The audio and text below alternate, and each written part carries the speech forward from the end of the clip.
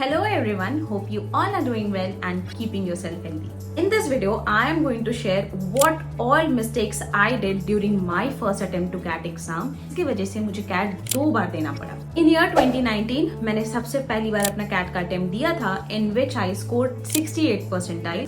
क्या बात कर रहे हैं? फर्स्ट अटेम्प्ट में ऐसी बहुत सारी छोटी छोटी मिस्टेक्स थी जो मैंने की थी, जिससे मैंने बहुत कुछ सीखा और उन पे काम किया. एंड जब सेकेंड अटेम्प्ट में मैं कैट में बैठी तो मेरे 97.48 परसेंटाइल आए. मैंने कन्वर्ट किया 13 IIMs including IIM Kozhikode, IIM Shillong, all the new IIMs, all the baby IIMs. इसके अलावा MDI गुड़गांव और भी बहुत सारे कॉलेजेस मैंने कन्वर्ट किए थे. क्या बात है सर, क्या बात है सर, क्या बात, ये बात है. Those who do not know me, my name is Anshika Singh and currently I'm working as a program manager in Amazon and this year I am graduated from IIM Mumbai. मैं जितनी भी चीजें बताने जा रही हूँ वो सब मैं आपको क्रिकेट के एग्जाम्पल से समझाऊंगी, क्योंकि बहुत लोगों का क्रिकेट फेवरेट होता है और इंडिया में तो क्रिकेट का क्रेज है. So guys, without any further ado, let's see what all mistakes I did during my CAT preparation for the very first time. The number one mistake which I did was I did not take CAT mocks very seriously. मेरे दिमाग में ऐसा चलता था कि मैं तभी mock दूंगी जब मेरा पूरा सिलेबस कंप्लीट हो जाएगा,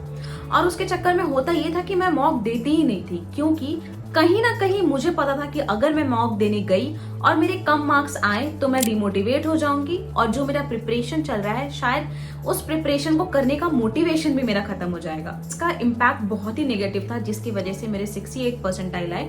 अराउंड अगस्त सितंबर तक मैंने सिर्फ 1 या 2 मॉक्स ही दिए थे. सो गाइस, आप इससे समझो कि कोई भी इंटरनेशनल क्रिकेट प्लेयर है, जब तक उसकी प्रैक्टिस अच्छी नहीं होगी, जब तक उसने बहुत सारे प्रैक्टिस किए नहीं होंगे, तब तक वो एक सक्सेसफुल प्लेयर नहीं बन सकता है. जस्ट इमेजिन जो हमारे टॉप प्लेयर्स हैं, अगर उन्होंने भी यही सोचा होता कि यार मैं प्रैक्टिस करने गया और अगर मैं हार गया तो मेरा क्या होगा, मैं तो डायरेक्ट जिस दिन मेरा मैच होगा उसी दिन जाकर के खेलूंगा. ऐसा नहीं होता है. You have to practise a lot. आपको हर दिन प्रैक्टिस करनी पड़ती है कुछ भी अच्छा अचीव करने के लिए. तो ये गलती मैंने अपने फर्स्ट अटेम्प्ट में की थी. उससे मैंने ये सीखा, मिनिमम 35 to 40 मॉक्स देने ही देने हैं. Second most important thing, you should never rely on one institute mock. हमेशा आपको 2 इंस्टीट्यूशन के मॉक सॉल्व करने हैं. मैंने भी 2 इंस्टीट्यूट के मॉक सॉल्व किए थे. एक इंस्टीट्यूट में आपको अराउंड 25 to 26 मॉक्स मिलेंगे.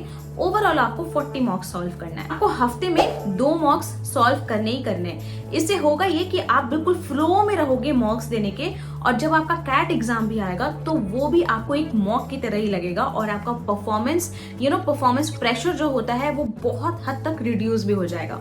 सो ये ट्रिक मुझे बहुत ज्यादा हेल्प की थी. एंड बहुत सारे कैट एस्पिरेंट मिस्टेक करते हैं. वो सोचते हैं कि पहले हम कैट का सिलेबस कंप्लीट करेंगे फिर हम मॉक्स देंगे. बट आप ऐसी गलती बिल्कुल भी मत करना, क्योंकि मैंने अपनी ये गलती से सीखा है और मैं आपको ये इसीलिए बता रही हूँ ताकि आप ये गलती मत दोहराओ. Okay. The second mistake which I did was, मैंने सोचा मेरी इंग्लिश तो ठीक ठाक ही है, VARC का सेक्शन तो मैं बहुत ही इजीली कर लूंगी. लेकिन हुआ इसका बिल्कुल ही उल्टा. मैंने सोचा VARC थोड़ा साइड करते हैं और LRDI और क्वांट पे ज्यादा ध्यान देते हैं, कि कॉन्सेप्ट सीखने बहुत ज्यादा जरूरी है. सी गाइस, आप इंग्लिश में चाहे कितनी भी आपको महारत हासिल हो, आप कितनी भी अच्छी इंग्लिश स्पीकिंग स्किल हो आपकी, आरसी के जो पैसेजेस होते हैं वो एक एनालिटिकल थिंकिंग डिमांड करते हैं. उनके क्वेश्चंस को भी समझना बहुत टफ होता है. क्वेश्चन किस तरह का है, ऑथर से रिलेटेड है, इंक्लूसिव है, या फिर वो आपका ऑड वन आउट है. बहुत ही प्लान वे में आपको आरसी सॉल्व करना पड़ता है. अगेन हम इसको समझते हैं क्रिकेट के एग्जांपल से. We Indians are cricket fans and बहुत सारे लोगों को क्रिकेट के सारे रूल्स के बारे में आइडिया होता है. हर एक चीज आपको पता होगी कि कहाँ पे कौन रन आउट हो रहा है, कहाँ पे क्या हो रहा है. लेकिन अगर आपको ग्राउंड पे उतार दिया जाएगा तो क्या आप क्रिकेट खेल पाओगे? Obviously not. Same happens with VARC. आपकी इंग्लिश चाहे कितनी भी अच्छी हो, जब तक आपको आरसी सॉल्व करने का थ्योरी और फॉर्मूला नहीं पता चलेगा, तब तक आप उसको सॉल्व नहीं कर सकते. It's all about logic which is hidden in the passage. जिसकी इंग्लिश अच्छी नहीं भी है ना गाइस, वो भी अच्छा सीख सकता है प्रैक्टिस. एक और मिस्टेक जो मैं सबसे ज्यादा करती थी, जब भी हम आरसी सॉल्व करने बैठते हैं तो आपका 1 घंटा कहीं नहीं गया, बिकॉज आपको आरसी का पैसेज सॉल्व भी करना है, उसके बाद आपको उसको एनालाइज भी करना है. मैं बहुत ज्यादा प्रोक्रास्टिनेट करती थी, मैं उस चीज को डिले करती थी, और करते करते बहुत बार ऐसा होता था कि मैं हफ्ते में सिर्फ 1 या 2 बार ही आरसी सॉल्व कर रही हूँ.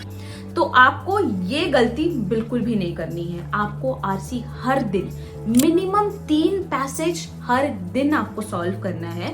और सबसे बेस्ट तरीका मैं बताऊं क्या है? सबसे बेस्ट तरीका ये है कि सुबह उठते ही आप न्यूज़पेपर पढ़ते हो, न्यूज़पेपर के बाद डायरेक्टली आप आरसी दे दो और बिल्कुल ऐसे मेंटली फ्री होकर के फिर आप अपना LRDI और क्वांट की तैयारी करो। The third point is analyse your मॉक्स। बहुत सारे लोग ऐसा सोचते हैं कि अरे भैया मॉक तो दे ही दिया है, अब उसको एनालाइज क्यों करें, सबसे पहले अपना सिलेबस कंप्लीट कर लेते हैं, इतने सारे टॉपिक्स रह गए हैं उसको तो देख लेते हैं। ये मेरा भी थॉट प्रोसेस था, पर ये बहुत ही गलत थॉट प्रोसेस है, क्योंकि जब तक आपने देखा नहीं कि आपने गलती कहाँ की है, आपने जो आंसर सॉल्व किया है क्या आपने सही में वही सोचा था इसलिए सॉल्व किया है या फिर तुक्के से सही हो गया है वो, जब तक आप थॉरो एनालिसिस नहीं करोगे तब तक आपको पता ही नहीं चलेगा आपका स्ट्रॉन्ग एरिया क्या है और वीक एरिया क्या है। आपने सोचा है कि आपका नंबर सिस्टम स्ट्रॉन्ग है, बट आप अरिथमेटिक में ज्यादा स्कोर कर रहे हो, नंबर सिस्टम के क्वेश्चंस तो आपसे बन ही नहीं रहे मॉक्स में। तो आपको मॉक्स एनालाइज करना इसलिए इंपॉर्टेंट है क्योंकि हमें लगता बहुत चीज है बट ऐसा होता नहीं है।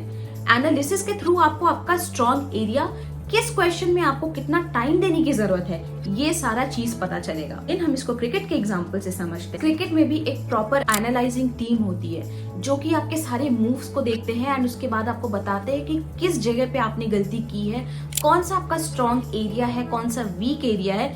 इवन जो प्लेयर्स हैं वो भी अपने परफॉर्मेंस को एनालाइज करते हैं कि उनका स्ट्रॉन्ग पॉइंट क्या है। अब जैसे बॉलिंग के बहुत सारे अलग अलग तरीके होते हैं, तो कौन से तरीके में कौन सा क्रिकेटर सबसे ज्यादा कंफर्टेबल है वो उसे कैसे पता चलेगा जब तक वो एनालाइज नहीं करेगा उस चीज को। तो आप इसी से समझो कि एनालाइज करना किसी भी चीज को कितना ज्यादा इंपॉर्टेंट है। Even though guys cat mock में अगर आपका कोई आंसर सही भी होता है, स्टिल आप जा करके उनके प्रोसेस को देखो कि किस तरह का सॉल्यूशन उसने दिया है। उस क्वेश्चन को सॉल्व करने में 3 मिनट लग रहे थे, तो उस मेथड से आपको 1.5 मिनट लगे, तो आपका हाफ मिनट का टाइम भी सेव हो सकता है। मिनिमम 1 डे का टाइम आपका लगेगा पूरा मॉक एनालाइज करने में। Now the fourth mistake which I did was, हमेशा से कोई भी क्वेश्चन जो है उसको सॉल्व करना प्रेफर करती थी बुक और कॉपी से। हमारा एजुकेशन सिस्टम ही ऐसा है कि हमेशा से हम बुक और कॉपी में ही सॉल्व करते हैं हर चीज। फिर मैं स्क्रीन पे जा करके सेम चीज को सॉल्व करती थी, समहाउ मेरा परफॉर्मेंस डाउन हो जाता था। और मोस्ट ऑफ द लोगों को ये पता ही नहीं होता कि उनका परफॉर्मेंस क्यों डाउन हो रहा है जब वो फिजिकल से ऑनलाइन फॉर्म में जाते हैं। So it is one of the very big mistake which is done by CAT aspirant। इसको मैं बहुत ही इजीली क्रिकेट के एग्जांपल से समझाना चाहूंगी। लेट्स इमेजिन कि बहुत ही अच्छे से क्रिकेट खेला है, अपने एरिया में खेल रहे हो, बहुत अच्छा आपका परफॉर्मेंस है, एंड सडनली आप कहीं ऐसी जगह पे क्रिकेट खेलने जाते हो जहां पे आपको सारे गियर्स पहन करके क्रिकेट खेलना है, लाइक हेलमेट, ग्लव्स, पैड। पहले आपने कभी ये क्रिकेट गियर यूज ही नहीं किया है, अचानक से आपको कोई ये गियर पहना देगा तो समहाउ आप अनकंफर्टेबल हो जाओगे कि इतनी सारी चीजों के साथ अब आप खेलोगे कैसे। ये चीज आपका कैट में, आपने सारी तैयारी फिजिकली करी, बट एग्जाम जो है हमारा वो ऑनलाइन होना है, स्क्रीन पे होना है। आपको ऑफलाइन कैलकुलेटर यूज करने से ज्यादा इंपॉर्टेंट है कि आप स्क्रीन वाला कैलकुलेटर यूज करो, बिकॉज वो काफी अलग है जो हमारा ऑफलाइन कैलकुलेटर होता है। Fifth mistake which I did was, profile में कोई ब्रांड था ही नहीं, ना ही ग्रेजुएशन में ना ही कंपनी में। मैं सिविल इंजीनियरिंग बैकग्राउंड की थी, तो ये चीज का बहुत ज्यादा डर था मेरे अंदर कि यार मैं इंजीनियरिंग से MBA की तरफ जा रही हूँ और इंजीनियरिंग में भी कोर इंजीनियरिंग से मैं मैनेजमेंट की तरफ। तो मेरे मन में ये डर हमेशा रहता था कि क्या ये मेरा डिसीजन सही भी है। एंड मेरे पास बहुत सारे कमेंट्स भी आते हैं लोगों के कि मेरे 10th में 60s में थे परसेंटेज, 12th में भी 60s में थे और ग्रेजुएशन में भी ऐसा मार्क्स है, तो क्या मैं IIM कन्वर्ट कर सकता हूँ। आपको मैं इसको समझाना चाहूंगी एक बहुत ही अच्छे एग्जाम्पल से, क्रिकेट के ही एग्जाम्पल से। MS धोनी को हर लोग जानते हैं, उनकी सक्सेस स्टोरी को हर लोग जानते हैं। From year 2001 to 2003, he worked as a TT in Kharagpur station. तो अगर उस टाइम पे उन्होंने ये सोचा होता कि क्या मैं TT से क्रिकेटर बन सकता हूँ, तो क्या वो आज के सक्सेसफुल क्रिकेटर बन पाते?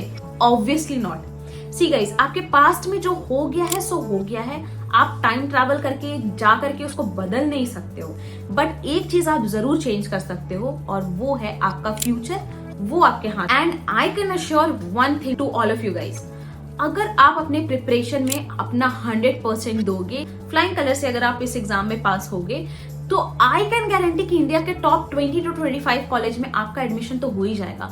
There are so many colleges who do not give weightage to your past academics. Very good example is FMS Delhi. और अगर मैटर करता भी है तो आप अपना परसेंटाइल इतना ले आओ, अपना परफॉर्मेंस वैट GDPI में इतना स्ट्रॉन्ग रखो, रिजेक्ट कर ही नहीं पाए. सो गाइज, ये पूरी स्टोरी थी मेरी कि कैसे मैं फर्स्ट अटेम्प्ट में फेल हुई, किन किन नेग्लिजेंस की वजह से. और अगर इन पे मैंने काम पहली बार में किया होता तो मुझे दूसरी बार कैट नहीं देना पड़ता. एंड आई होप कि आप भी इन गलतियों से सीखे होगे एंड जो भी चीजें मैंने आपको शेयर की है आप उस पर ध्यान दोगे. That's all in this video. Hope you have liked the video, and if you have liked the video, please do not forget to hit the like button and press the bell icon below. Till then, take care, bye bye, and keep rocking it. Bye.